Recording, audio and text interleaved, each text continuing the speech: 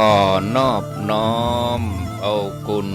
พระแก้วเจ้าดังสามประการอันมีพระพุทธพระธรรมพระสงฆ์กุณพ่อกุณแม่กุณครูบาอาจารย์กุณศีลธรรมกรรมฐานจงมาปกห่มรักษาครูบาอาจารย์พระเจ้าประสงค์ทุกรูปปกห่มรักษาป้ออกไม่ออกศรัทธาด้านสาธุชนคนดี ผู้สนใจ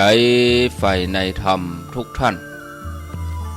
ขอถวายความเคารพแสดงความนับถือพระมหาเถระพระเถรานุเถระเจ้าคณะพระสังฆาธิการครูบาอาจารย์ที่เปิดวิทยุฟังอยู่ที่วัดที่ว่าเวลานี้ขอความสุขความเจริญในธรรมความผาสุกดังใจความสบายดังกายจงได้บังเกิดแก่ญาติโยมท่านสาธุชนคนดีทั้งหลายทุกท่านพ่ออุ้ยแม่อุ้ยนักศีลนักบุญเท่าแก่น้อยใจยิงทั้งหลายได้เวลาแล้วเนอได้เวลาแล้วถึงเวลาแล้วได้เวลาสำหรับการรับฟังธรรมะอันเป็นสาระประโยชน์ทางด้านพระพุทธศาสนาน้ำธรรมคำสอนขององค์สมเด็จพระชินวรสัมมาสัมพุทธเจ้าได้มาปะมาพบมามาเล่าสู่บรรดาพ่อแม่พี่น้องพ่อออกไม่ออกศรัทธาท่านสาธุชนคนดีทั้งหลายแล้วไผที่ยังบ่ลุกก็เกียมตัวลุกมาได้แล้วเนอลุกมาได้แล้วตื่นมาได้แล้ว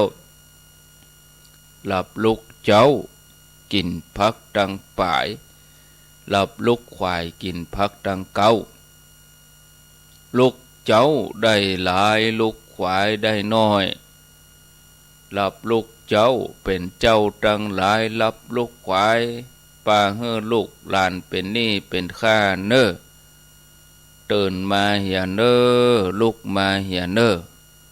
ลุกเนอลุกเนอลุกลุกลุกลุกตื่นตื่นตื่นตื่นตื่นตื่นได้แล้วลุกได้แล้วญาติโยมท่านทั้งหลายลุกเจ้าตื่นตัวเจ้าบัวกับหันเยื่องนาพังพร้อมลุกควายบดตันหนตางกิดก้อมก้าตัวบดต้อมปุ่นอายจุงเก่งเข้าไว้อย่าไปเฮือขวายต่อหน้าสบายจำไว้เน้อเจ้าจำไว้เน้อเจ้าอรุณสวัสดิ์ธรรมะสวัสดีสวัสดียามเจ้าญาติโยมท่านผู้ฟังทั้งหลายยินดีต้อนรับเข้าสู่รุ่งอรุณวันใหม่ปะกันเจ้านี้เป็นเจ้าของวันจันทร์ที่6เดือนกุมภาพันธ์พุทธศักราช2566วันนี้เป็นวันเดือน5เหนือแห่ม1ค่ำเดือน5เหนือแห่ม1ค่ำพร่ำว่าเป็นวันจันทร์เวลา5:12 นาทีอุณหภูมิเจ้านี้ที่โดยหล่อที่ปักดังเจริญนี่เจ้านี้22 องศาอากาศเริ่มร้อนแล้วเนอะญาติโยมเมื่อเดือนแล้วนี่ยัง10ปลาย15 16มกเย็นสบายเจ้านี้22 องศาเมื่อวานก็เริ่มร้อนอบอ้าวเมื่อคืนนี่ได้เปิดพัดลมละผ้าห่มได้เก็บละเนอะ จะได้เก็บผ้าห่มแล้วนะเก็บผ้าห่มก็ลากพัดลมมาใจถ้าเป็นหน้าหนาวก็เก็บพัดลมเอาผ้าห่มมาใช้หน้านี้นี่เก็บผ้าห่มเอาพัดลมมาใจนะเข้าสู่หน้าฮ้อนละญาติโยมมาปะกันในรายการเสียงธรรมแสงอรุณดำเนินรายการโดยอาตมภาพพระครูอภิวัฒนวิกรมวัดปากดังเจริญตำบลดอยหล่ออำเภอดอยหล่อจังหวัดเชียงใหม่เป็นผู้รับผิดชอบดำเนินรายการมาปะญาติโยมท่านสาธุชนทุกคนทุกท่านเป็นประจำในวันจันทร์วันพุธแล้วก็วันพฤหัสบดีในเมื่อเจ้าอย่างนี้ถ้าเป็นวันการก็เป็นท่านสาธิตธีระปัญโยสถาบันธรรมาภิวัตรอำเภอแม่เมาะจังหวัดลำปางถ้าเป็นวันศุกร์ก็เป็นท่านพระครูชลทานพิทักษ์วัดแม่ห้องไคอำเภอดอยสะเก็ดจังหวัดเชียงใหม่แล้วก็ท่านพระอาจารย์ไมตรีขเวสโกวัดพระพุทธบาทตักผ้าเป็นประจำในวันศุกร์ส่วนอาตมาภาพก็เนี่ยมาปะญาติโยมวันจันทร์แล้วก็วันพุธแล้วก็วันพฤหัสบดีมาปะกันแล้วบ่ฮือได้ขาดแคลวเสียเวลานำเสนอสาระธรรมะวันนี้นำเสนอสาระธรรมะในหัวข้อที่ว่าวิถีที่ดีงามวิถีชีวิตที่ดีงามญาติโยมท่านทั้งหลายในความคิดของเจ้าพุทธนี่มุ่งเสาะหาชีวิตที่สรุปโดยกรรมสั้นๆอาจารย์พุทธทาสเปิ้นได้กล่าวไว้เหมือนกันว่าชีวิตที่ดีคือชีวิตที่สงบเย็นแล้วก็เป็นชีวิตที่มีประโยชน์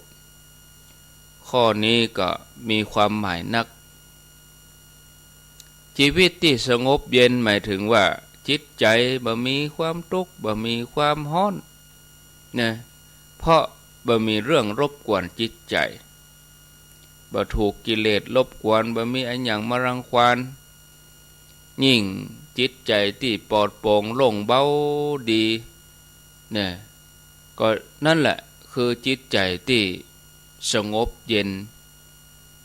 เนี่ยถ้าว่าจิตใจเฮาปลอดจากกิเลสได้นี่ยิ่งดีเพราะว่าความหลุ่มร้อนความร้อนของใจเกิดขึ้นได้เพราะว่ากิเลสมารบกวนอย่าเฮือจิตใจบ่มีความสงบบ่มีความสุขแน่นอนว่ากู้ชีวิตต้องการความสุขแต่ความสุขมีหลายอย่างหลายชนิดมีหลายระดับมีหลายประเภทนะแล้วสุขอันหยังที่ประเสริฐที่สุดพระพุทธเจ้าพุทธองค์ทรงตรัสไว้ว่าสุขอื่นยิ่งกว่าความสงบบ่มีแล้วความสุขสูงสุดนั่นคือว่าสุขที่ได้เข้าสู่พระนิพพานนะนัตถิสันติปรมังสุขังสุขอื่นยิ่งกว่าความสงบบ่มีนิพพานังปรมังสุขังนัตถิสันตินัตถิสันติปรมังสุขัง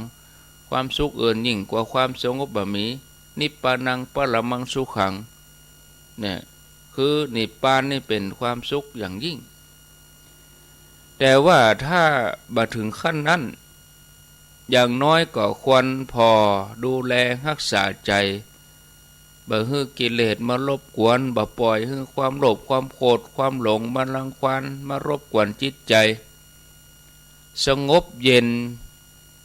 ก็เหมือนกับอากาศเนี่ยเฮาทั้งหลายชอบอากาศเย็นสบายใจก็อย่างเดียวกันเวลามันร้อนนี่มันบ่ดีเวลาร้อนนี่มันทำให้จิตใจนั่นน่ะมันถูกรบกวนศรัทธาญาติโยมมันขาดสติถ้าสงบเย็นก็ทำให้เฮาหันตัวเก่านักขึ้นแล้วก็ถ้าเฮาสงบเย็นก็ทำให้ความหันแก่ตัวนั้นมันลดลงแล้วก็บำเพ็ญประโยชน์ต่อคนอื่นได้นักยิ่งบำเพ็ญประโยชน์ต่อคนอื่นได้นักเท่าใดชีวิตเฮาก็จะยิ่งมีคุณค่านักเท่าอันแต่จะบำเพ็ญประโยชน์ต่อคนอื่นได้นักก็ต่อเมื่อเฮาเข้าถึงความสงบเย็นในใจของเฮาก่อนความสงบเย็นก็หมายถึงประโยชน์ตัวเก่าส่วนคำว่าประโยชน์นะก็หมายถึงประโยชน์คนอื่นพุทธศาสนาเปิ้นพอว่าชีวิตที่ดีคือชีวิตที่ถึงพร้อมถึงประโยชน์ตนประโยชน์ท่านถ้าเกิดประโยชน์ตนคือตัวเก่าจิตใจสงบเย็นแต่บ่ได้ก่อประโยชน์ให้กับเปิ้นเลยบ่ได้ก่อประโยชน์ให้กับคนอื่นก็ยังถือว่าเป็นชีวิตที่ครบถ้วนสมบูรณ์ตรงกันข้ามแม้ทำประโยชน์ท่านแต่ก็บ่เกิดประโยชน์ตนคือทำเพื่อผู้อื่นช่วยเหลือเกื้อกูลส่วนรวมแต่จิตใจตัวเก่านั้นฮ้อนไหม้บ่มีความสุขอย่างไปออกโรงทานช่วยเหลือคนอื่นตั้งโรงทานบ่ว่างานไหนแต่ว่าจิตใจงุดงิดรำคาญจนถึงขั้นทะเลาะเบาแว้งกับคนรอบข้างไปทะเลาะกับคนที่เฮาแจกครัวให้เพิ่นที่เฮาแจกทานทั้งที่เฮาตั้งใจจะไปเลี้ยงโรงทานแต่จิตใจของเฮาขุ่นมัวกับคนที่มารับทานนะอันนี้มันบ่ถูกเนี่ยต้องถึงพร้อมถึงประโยชน์ตนประโยชน์ท่านโดยประโยชน์ตนที่ประเสริฐที่สุดคือความสงบเย็นประโยชน์ที่ตัวเก่าจะได้สูงสุดนั่นคือการเข้าถึงพระนิพพานในทางพระพุทธศาสนาประโยชน์ตนถึงพร้อมจนสัมผัสความสงบเย็นได้เพราะปัญญาเมื่อปัญญาถึงพร้อมหันแจ้งในสัจธรรมรู้ว่าสิ่งต่างๆบ่มีอันยังที่จะควรยึดมั่นถือมั่นก็ปล่อยวางเมื่อบ่ยึดมั่นถือมั่นในสิ่งใดว่าเป็นตัวตนกิเลสก็มันก็มีทางที่จะเข้ามาความทุกข์โดยเฉพาะทุกข์ใจก็เกิดขึ้นบ่ได้เพราะความทุกข์ใจนั่นถึงที่สุดแล้วเกิดจากความยึดติดเกิดจากความยึดมั่นถือมั่นในตัวตนรวมไปจนถึงยึดที่จะอยากให้มันมีอยากเป็นอยากได้อยากให้มันเตี้ยงให้มันสุขอยากให้เป็นของเฮาอยากให้อยู่ในอำนาจของเฮาปัญญาที่ถึงพร้อมจะนำไปสู่ความสงบเย็นแล้วเมื่อบ่มีความยึดถือยึดมั่นในตัวตนความหันแก่ตัวก็บ่มีความกรุณาก็จะเจริญงอกงามนำไปสู่การบำเพ็ญประโยชน์เพื่อผู้อื่นได้อย่างเต็มที่ฉะนั้นญาติโยมความสงบเย็นแล้วก็เป็นประโยชน์ในด้านหนึ่งหมายถึงการถึงพร้อมโดยประโยชน์ตนประโยชน์ท่านแถมด้านหนึ่งก็หมายถึงพร้อมถึงปัญญาแล้วก็กรุณาองค์พระสัมมาสัมพุทธเจ้าพระองค์สอนเป็นแบบอย่างของคนที่ถึงพร้อมถึงปัญญากรุณาอย่างที่เฮาทั้งหลายฮู้ดีว่าพุทธคุณก็คือคุณสมบัติข ของพระพุทธเจ้ามีพระปัญญาคุณมหากรุณาธิคุณและก็วิสุทธิคุณเนี่ยในเมื่อพระพุทธเจ้าเปิ้นเป็นแบบอย่างนี้ปณิธานสูงสุดของเจ้าพุทธเฮาก็คือการเจริญหอยตามนั่นคือการพัฒนาตัวเก่าให้ถึงพร้อมถึงปัญญากรุณาเมื่อปัญญาถึงพร้อมเกิดความสงบเย็นเมื่อความกรุณาถึงพร้อมบำเพ็ญประโยชน์เพื่อผู้อื่นย่อมเกิดโดยมานั่นคือความสงบเย็นเป็นประโยชน์เกิดจากใจศรัทธาญาติโยมเมื่อเฮาหันชัดว่าจุดมุ่งหมายของชีวิตคือความสงบแล้วก็เป็นประโยชน์กำนี้เฮามาออกแบบชีวิตของคนเฮานี่มีอยู่3ส่วนใหญ่ๆ3ส่วนใหญ่ๆนั่นก็ได้แก่กายใจแล้วก็ความสัมพันธ์กับผู้อื่นสิ่งอื่นคำว่าผู้อื่นก็หมายถึงคนในครอบครัวพ่อแม่ลูกหลานญาติพี่น้องรวมไปจนถึงเพื่อนมนุษย์ที่อยู่ร่วมกันในสังคมส่วนรวมนอกจากความสัมพันธ์กับคนแล้วเฮาก็ยังมีความสัมพันธ์กับวัตถุสิ่งของปัจจัย4ที่เฮาต้องมีเฮาต้องใจแม้กระทั่งพระเปิ้นก็ยังมีบริขาร8สิ่งอื่นในที่นี้ก็ยังหมายถึงรวมไปเกี่ยวกับสัตว์ทั้งหลายธรรมชาติสิ่งแวดล้อม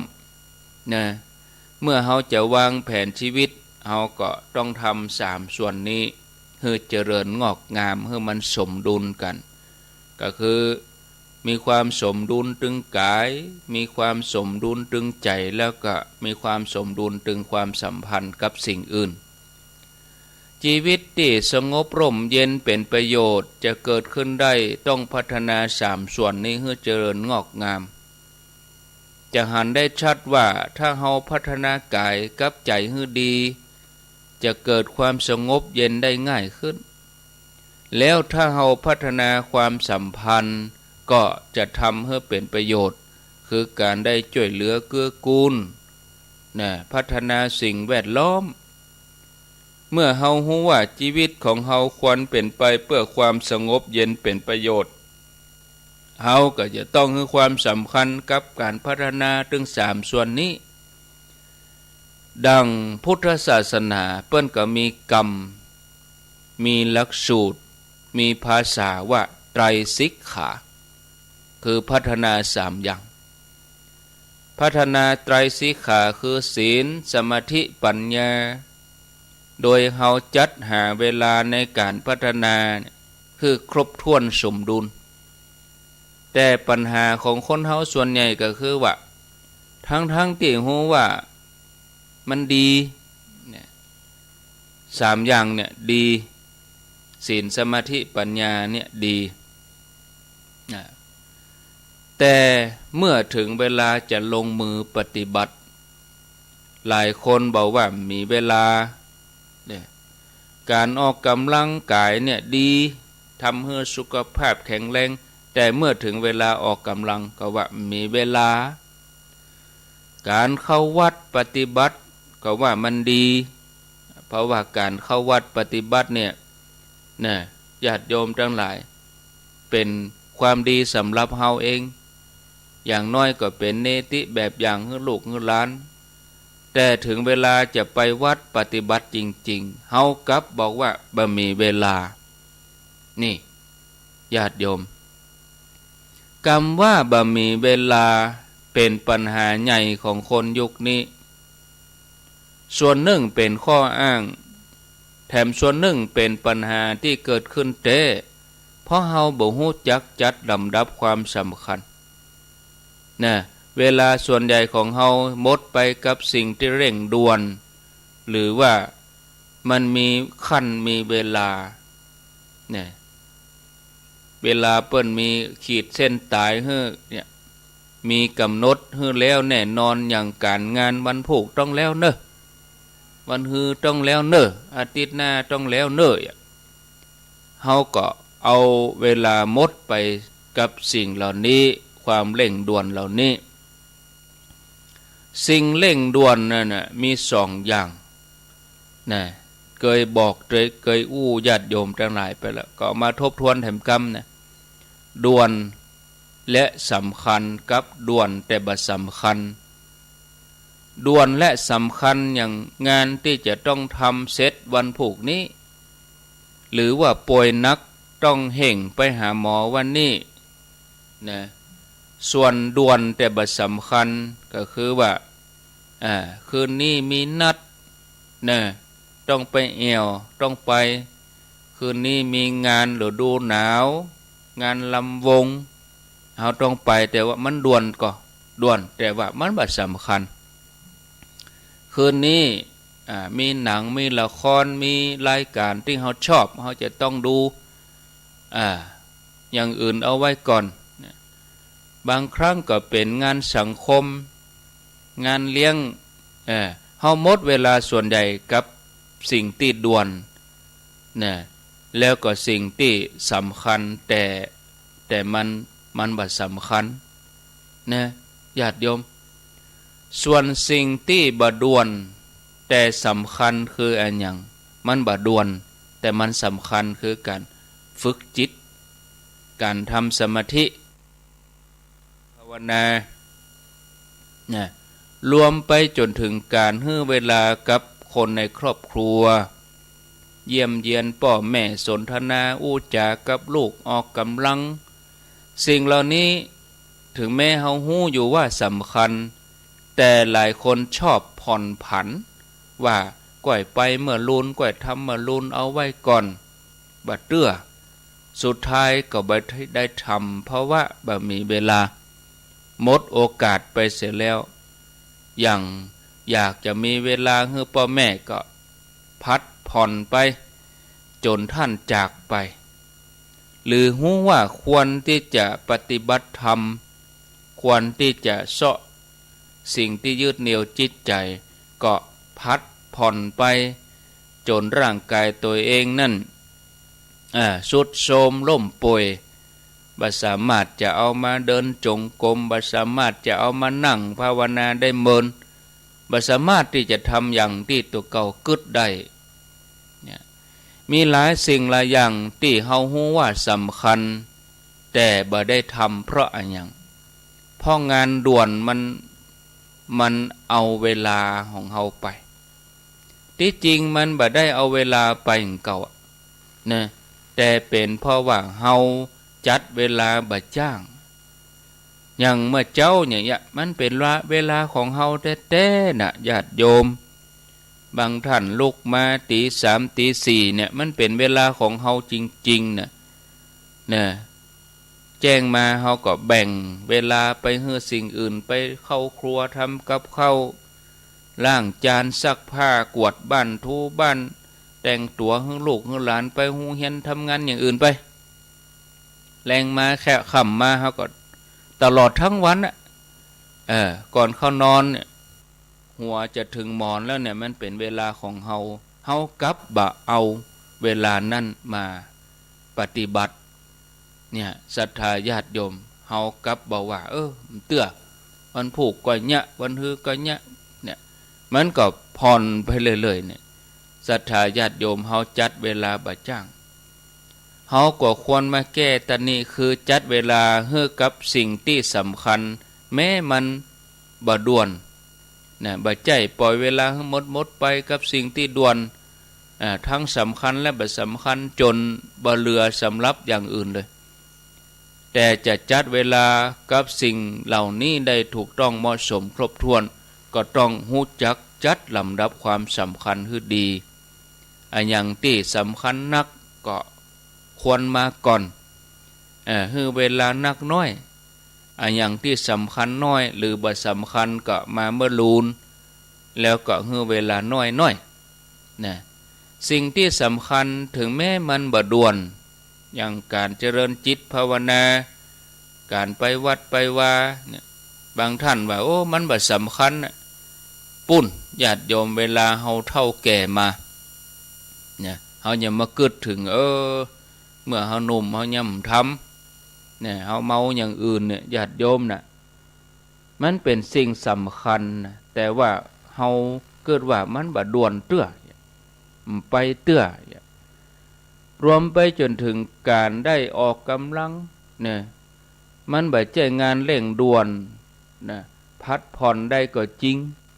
แต่เฮาก็อย่าพักผ่อนบ่อยเกินไปควรหาโอกาส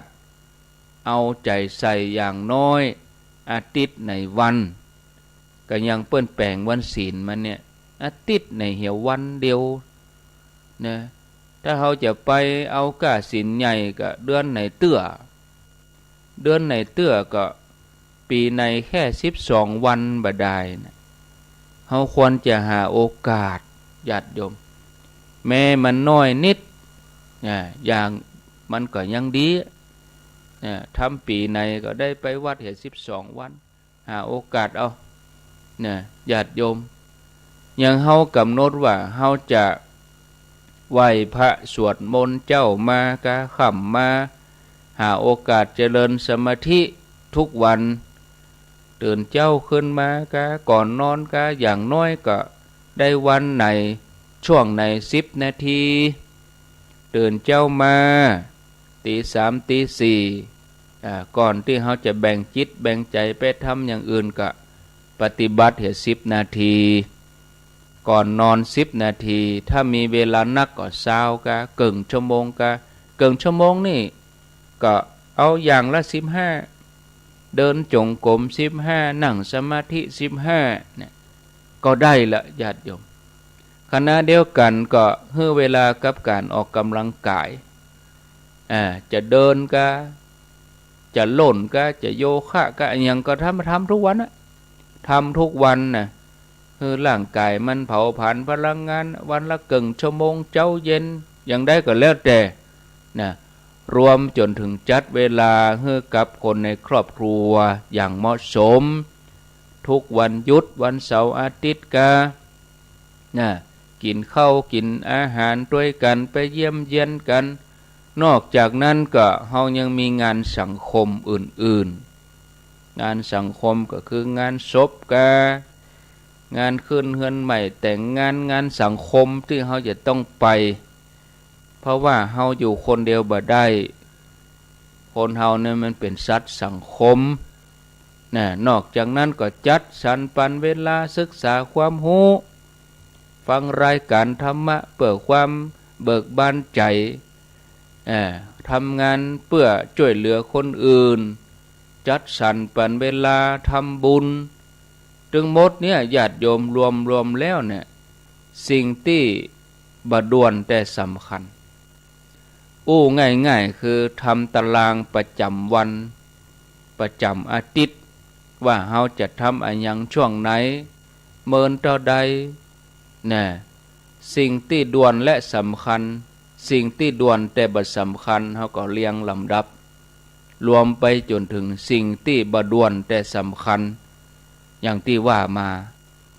แล้วก็มีเวลาเหลือพร่องสำหรับสิ่งที่บ่ด่วนและบ่สำคัญ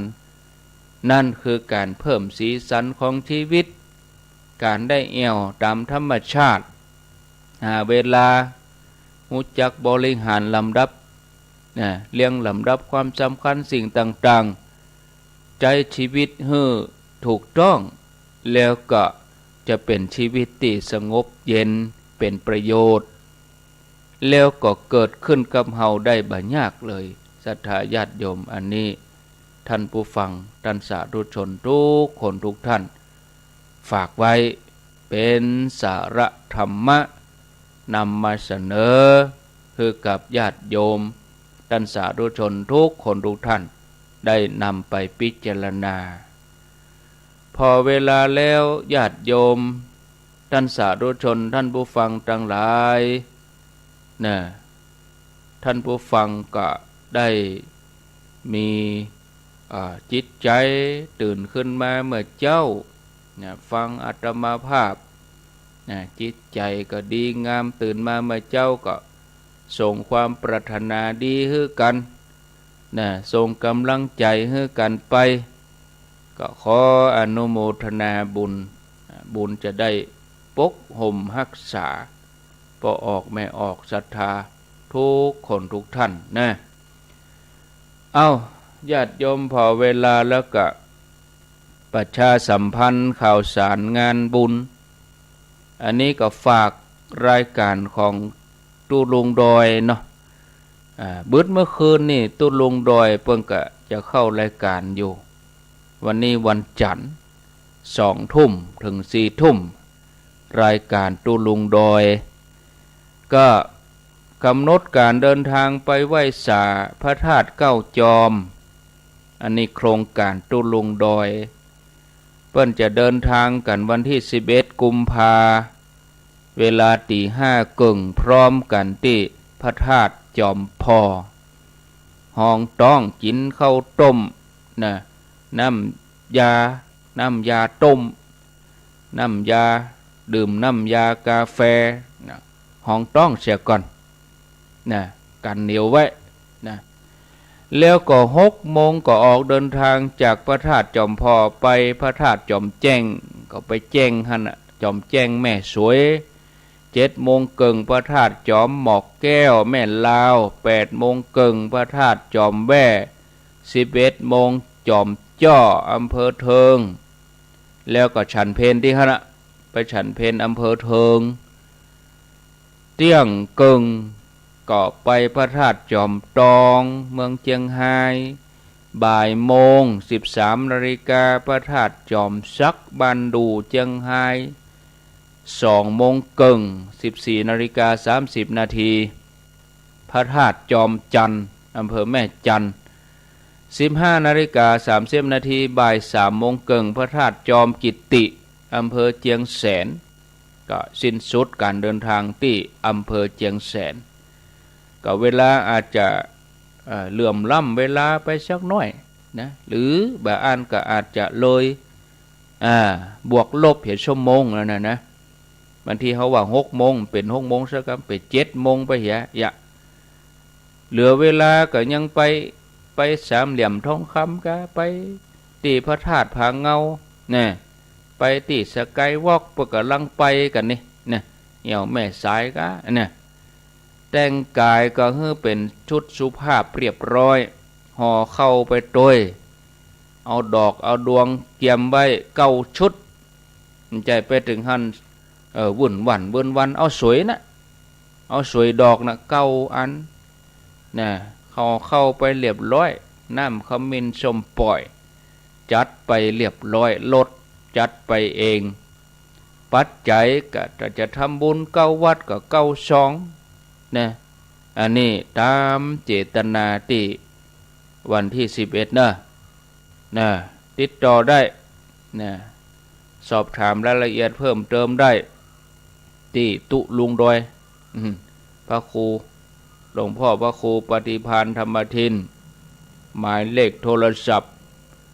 0861810423 0861810423นี่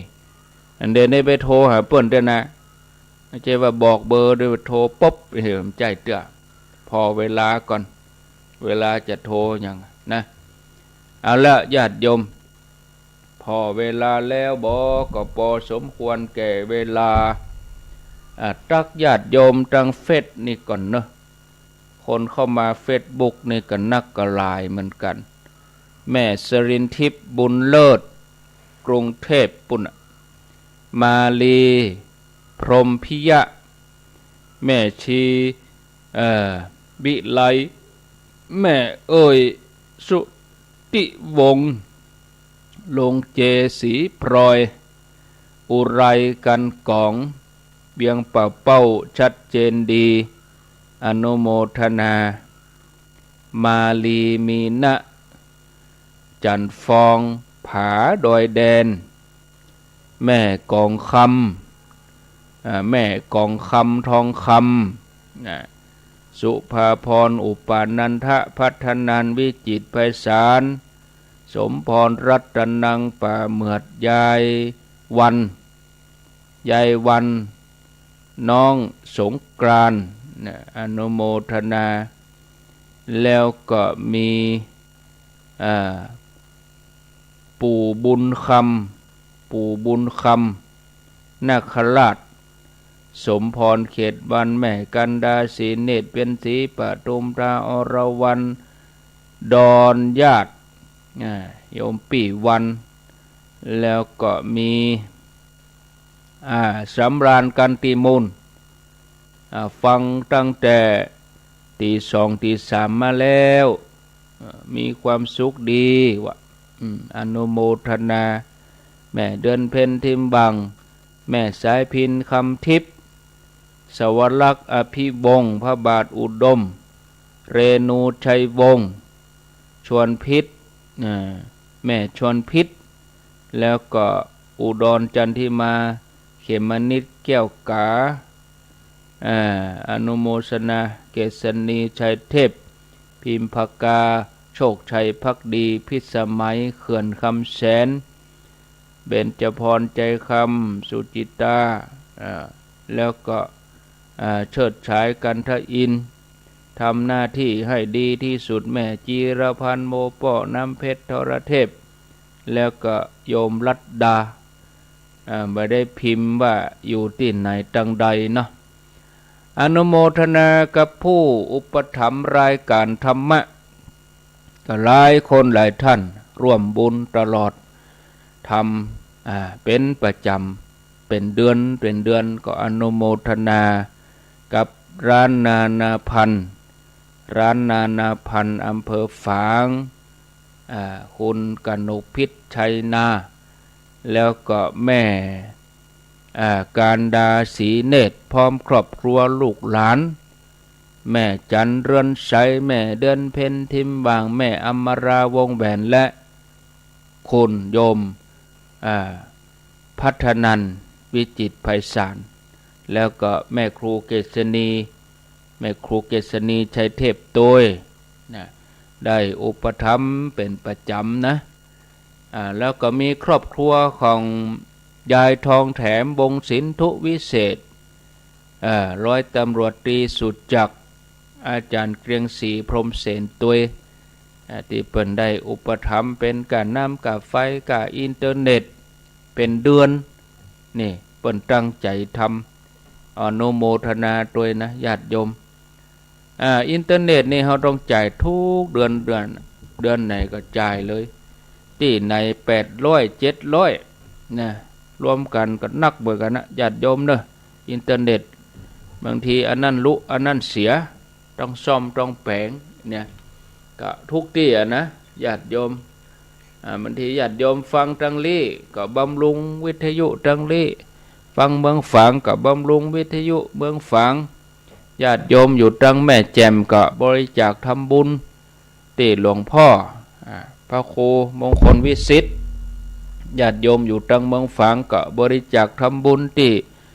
หลวงพ่อพระครูสุจิตานุรักษ์แล้วก็มีที่ในแถมนี่หลายคนเนี่ยฟังแล้วม่วนอกม่วนใจวะแล้วก็มีโยมบารมีวังใจชิดแม่จงดีเชื่อกันทาแม่เล่ทำคล่องอนุโมทนาด้วยสาธุเนอะ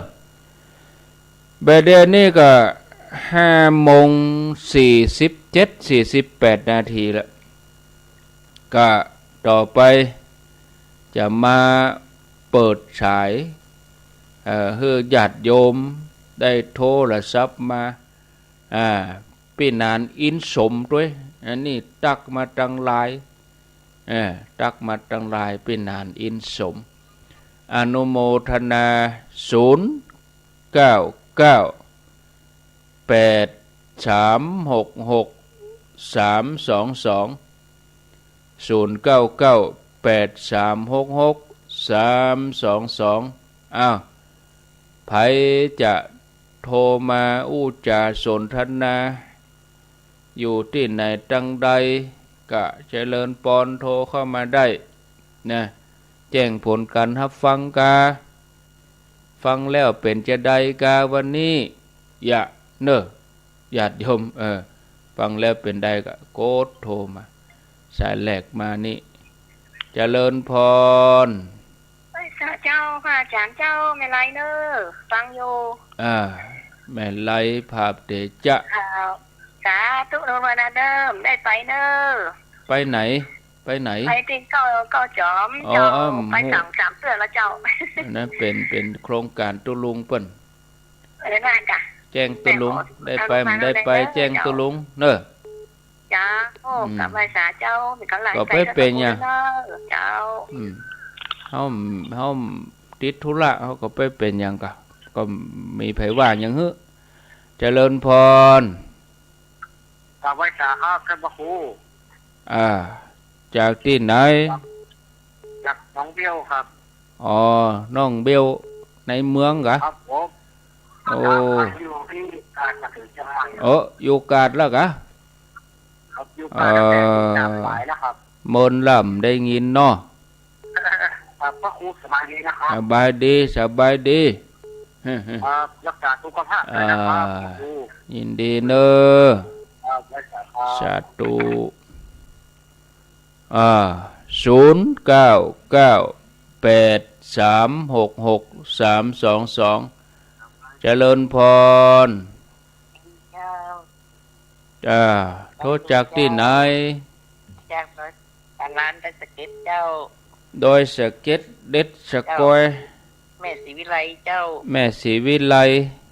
เจ้าเป็นอาหารนักเจ้าตาที่ได้ฟังเจ้าติดตามเจ้าลูกเจ้าเหมือนกันลูกเนาะเจ้าหมด43แล้วเจ้าโอ้ดีละลูกเจ้ากินพักดังปลายลูกควายกินพักดังเก้าโชคดีเนอะสาธุ0998366322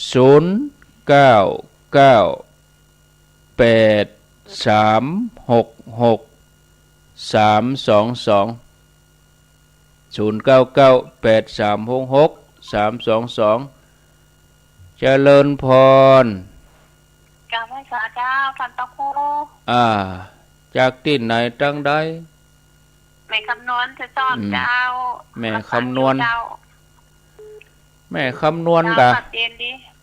ได้ยินชัดดีเนาะเจ้าได้ชัดดีเจ้าโมทนากันแม่อุ้ยจันบ้านบัวขอนอุ้ยจันเปิ้นก็ถึงแก่กรรมไปเนอะเปิ้นอายุ89 ปีเดือนหน้านี่ก็อายุ90แล้วจะชาปนกิจศพในวันที่12เดือนเนี่ยก็ผูกอุ่นหืนนะแม่อุ้ยจันเปิ้นไปโดยนางแก้วตลอดกินต้านอะไรยังก็ต้านฟังวิทยุทุกวันแม่อุ้ยจันนี่อุ้ยของโยมสุมาลีใจตาเจริญพรกราบนมัสการเจ้าท่านพระครูโทษจากที่ไหนโทษจากบ้านบุญเกิดตำบลพระบาทอำเภอเมืองจังหวัดลำปางเจ้าบ้านบุญเกิดเนาะได้ยินชัดก่อบ้านบุญเกิดชัดเจนดีเจ้าชัดเจนดีติดตามทั้งแต่เจ้าแล้วก็เจ้าดีแล้วก็อนุโมทนาบุญเนออยู่ดีมีสุขก็เดี๋ยวก็ฟังต่อฟังหลวงพ่อพระครูสังวรศรีลาภิลักษ์วัดชัยมูลเจริญพรครับท่านพระครูครับโทษจากที่ไหนเจ้าดอนครับจากดงหาดนาคครับดงหาดนาคดงหาดนาคฟังชัดก่อโมทนาเนอวันนี้เปิ้นก็มีงานพระราชทานเพลิงศพที่วัดแม่หาดอำเภอบ้านหงลุงทอนกะครับโอ้สบายดีเนาะบอกให้สบายครับไม่ค่อยสบาย เมินล่ำได้ยินน่ะ โอ้ใครไปนี่ปวดสั่นเลยมันชีดโรคเกาอ่ะ อ๋อเป็นโรคเกาต์กะ เวลา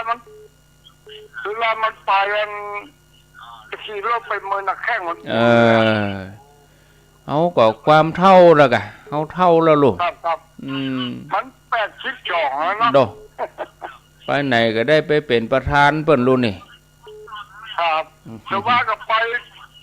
วังมูล อ๋อ ตอนนี้เราจะไปแม่หาดนะ ไปวัดแม่หาดเนาะ ครับ อยู่ดีมีสุขเด้อ ครับ สาธุลุงทอนแม่ตื่นลี่เจริญพร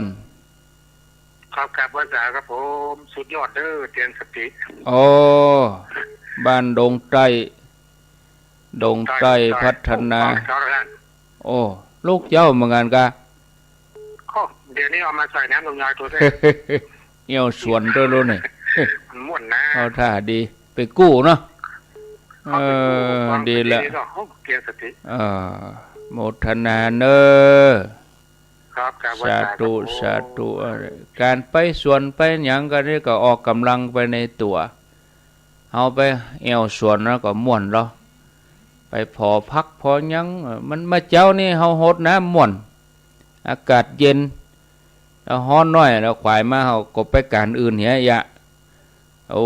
หมู่แม่วางหมู่หยังบ้านแม่วางสัมปะตองนี่เปิ้นเรื่องไปหดน้ำสวนหอมแม่เจ้าเหรอโอ้แม่เจ้ายะเอาวิทยุไปตวยพ่องก็นึ่งข้าวปีกบ้านก็ไปกินข้าวเราไปการอื่นต่อเจริญพรจากที่ไหนตั้งใดแสนพรมตุ่งปี้แสนพรมโมทนาบุญเนอแม่สุทัศน์บ้านแสนพรมเจริญพรอีก5 นาทีมีเวลาอยู่โทษจากตั้งใดบ้านลงหนอดเลี้ยงกระเป้าเจ้ามีเหลียวเจ้าจากแม่วางก็ไปห้องนอดปุ่นโลเวียงเป่าเป้าปุ่นเจ้าชัดเจนจะดีนะเจ้าเนอะ90.0นะ90.0เนาะโมทนาเจริญพรติดแล้วโทษจากไหนตา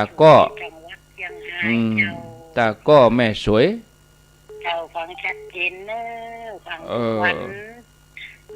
พระปู่ของลูกตื่นวันตื่นไม่ดีใจเจ้าโมทนาบุญโตยสาธุหน้านี้มันแบบม่วนกับควันนะจะนักขึ้นน่ะแต่ว่ากับแม่เจ้านี่ยังแขวนหน่อยลมเฮ้ยแต่ว่าแม่แรงนะลมแรงโอ้ใบไม้สามสาลงยังฝนตกนี่แล้วก็ลมยังแขวนหน่อยมันจะปึ้งควันไปนะญาติโยมโอ้จังลีจังอันเถินบนฝนตกว่ะฝนตกระดับ4แสดงว่านักพอสมควรจังลีจังเถินเจริญปอนเจ้ากราบนมัสการเจ้าท่านพระครูเจ้าโทษจากไหนจากบ้านออนใต้อำเภอสันกำแพงบ้านออนใต้โอ้ได้ยินชัดดีก็ชัดเจนดีเจ้าอ๋อฟังตลอดเนาะสบายเนาะสบายดีเจ้าโอ้สุขภาพนะเจ้ายินดีเนอะขอบคุณบ้านออนใต้โอ้หลายบ้านหลายจองโลนี่เนาะเฮาได้ยินเปิ้นโทรเฮาก็ม่วนบ้านนั่นบ้านนี้คนฟังกันก็เดี๋ยวจะเจ้าที่ไหนจะโทรหาเฮาจะโทรกับเปิ้นสักกรรมดีกะม่วนดีนะเจริญปอนโทรมาเถอะนมัสการเจ้าท่านพระครูอันนี้อยู่สันทรายเจ้ากรรมฐานแล้วก็มาเปิดก็ได้ฟังเห็นน้อยอยู่เจ้าจับพอดีเนาะเจ้าฟังอยู่นะเจ้ากำลังใจเจ้าบุญเด้อ เจ้านมัสการ สา เจ้า ธุสาธุสันทรายสันขยอมเอาละเนอะญาติโยมสายสุดท้ายเข้ามาท่านพระครูปัญธานี่แหละพระครูวัดสายมูลสายสุดท้ายเจริญปอนลุดไปละลุดไปก็ลวดลาไปเลยเนี่ยเอาใจอีก่อนนึญาติโยม